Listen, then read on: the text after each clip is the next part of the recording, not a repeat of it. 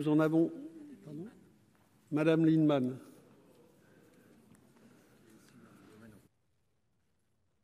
Collègues, beaucoup l'ont dit, c'est une coquille vide.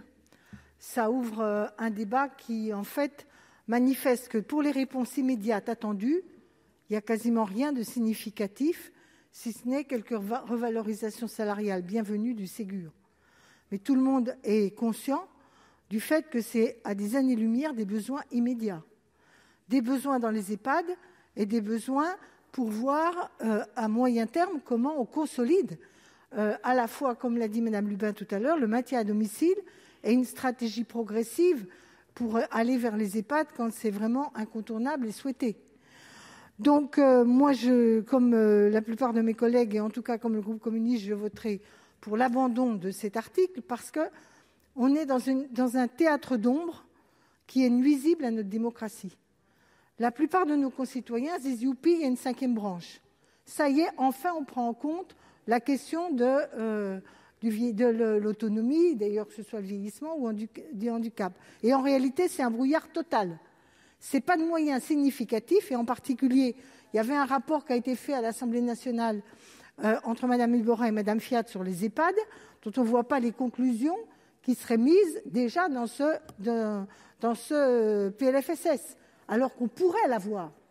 Donc on ne fait pas ce qu'on pourrait et devrait faire, et on fait apparaître une illusoire 5e branche qui sert quelque part de brouillard, de paravent à une forme d'impuissance collective.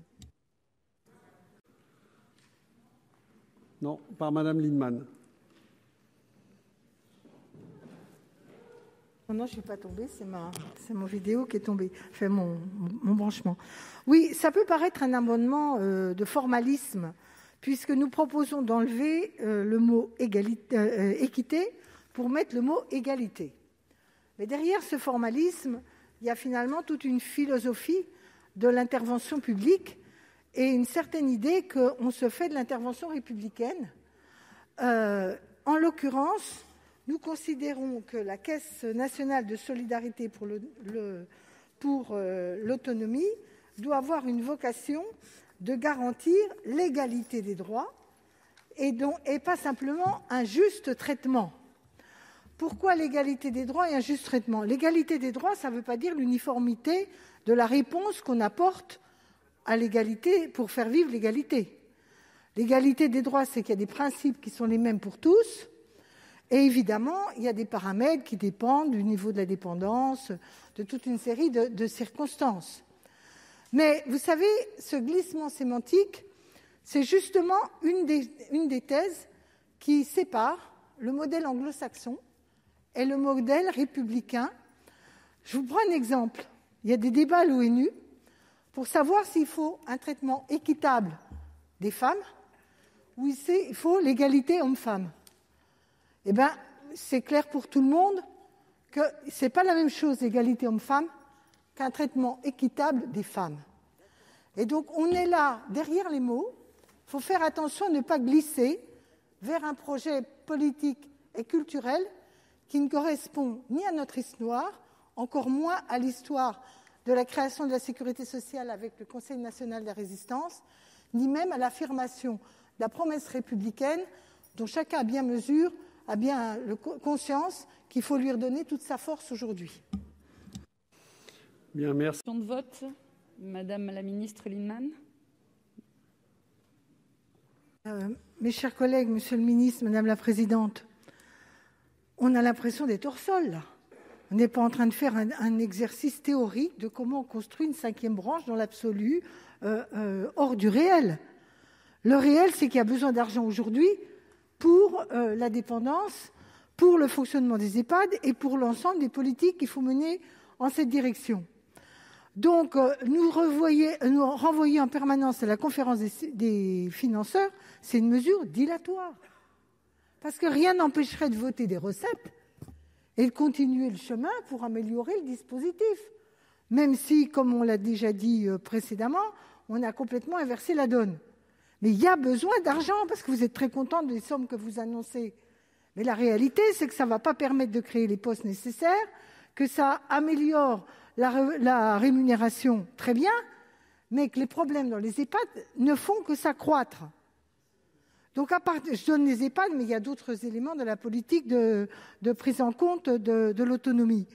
Donc, moi, je crois que la réalité, c'est que le gouvernement est toujours arc-bouté, et peut-être que nos collègues de la majorité le sont aussi, sur l'idée qu'il ne faut rien augmenter d'impôts. Je ne sais pas par quel miracle du Saint-Esprit, on va trouver des ressources abondantes pour répondre aux besoins de la dépendance. Donc, à partir de ce moment-là, quand on cherche des recettes, en général, je m'excuse, ça s'appelle plutôt des impôts. Bon. Donc, à partir de là, vous ne voulez pas faire ce choix. Vous préférez laisser en l'état un service qui est dysfonctionnant, qui pose de graves problèmes, pour des raisons idéologiques. Basta, c'est ça la réalité. Merci Madame Lienemann a demandé la parole. Je dois dire que je suis très étonnée du vote de nos collègues. S'il faut laisser un message à l'opinion pour dire qu'on est favorable à la 5e branche, pour ma part, je suis favorable à une 5e branche. On peut avoir des débats. Pour ma part, j'ai toujours défendu ça. On l'a déjà voté, je vous ferai remarquer. Donc ça ne change rien. Ça a été voté au moment où on a parlé précédemment. En tout cas, c'est voté. Vous nous dites c'est une coquille vide. Monsieur Bonne, à juste titre, pose la question, avons-nous une date de quand on va voir cette loi grand âge ? Parce qu'on nous dirait, on anticipe un peu, mais ça va venir vite, on va pouvoir... Bon. Mais vous croyez franchement qu'on va la voir avant 2021 ?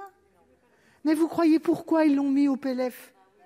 Pour faire un effet d'annonce, pour se dispenser avant 2021 et de la prochaine présidentielle, de voter les dépenses. Parce que là, on va vous expliquer qu'avec le Covid, tout ça, c'est très cher, on a déjà plein de déficits et on ne peut pas, etc. Et que ce sera dans la prochaine présidentielle. La réalité, elle est là, chers collègues. Alors moi, je veux bien que vous fassiez semblant de ne pas voir ça. Mais vous savez, les Français ne sont pas dupes de ces jeux-là. Ils ne sont pas dupes.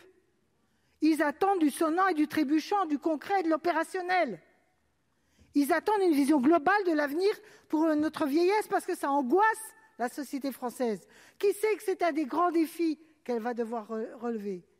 Alors on ne règle rien sur le fond, on ne règle rien stratégiquement, on ne règle rien financièrement. On croit qu'avec un effet d'annonce, on va convaincre l'opinion, alors que vous-même, vous n'êtes même pas convaincu. Au bout d'un moment, il faut un peu de vérité dans nos votes.